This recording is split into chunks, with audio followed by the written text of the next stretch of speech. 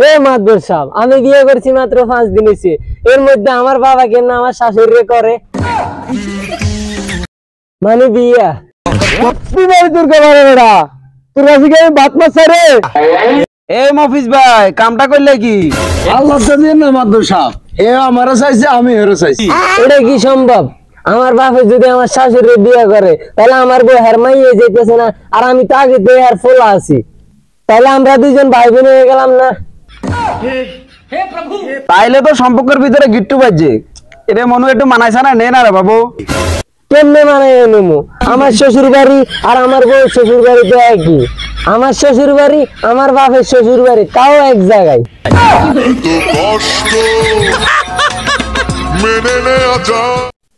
আমার যদি ছেলে পেলে হয় আমার বাপের কি নানা ডাকবো না দাদা ডাকবো?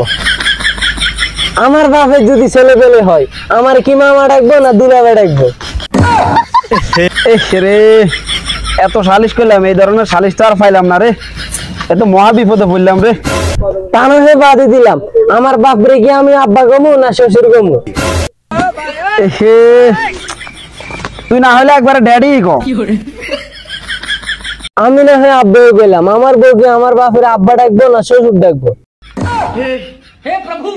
রে আর তো কুলাইতে পারলাম না, এই সর একটু বাতাস লাগিয়ে দে।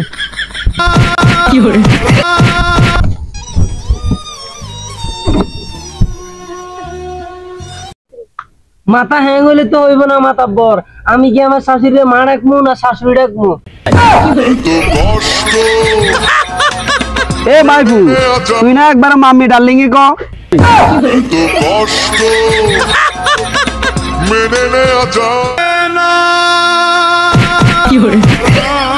এরে বাবুরে একটু মানাইছে না, নে না রে বাবু, আমার তো সংসার আছে, আমি তো বাড়ি যাইতে পারে বাবু।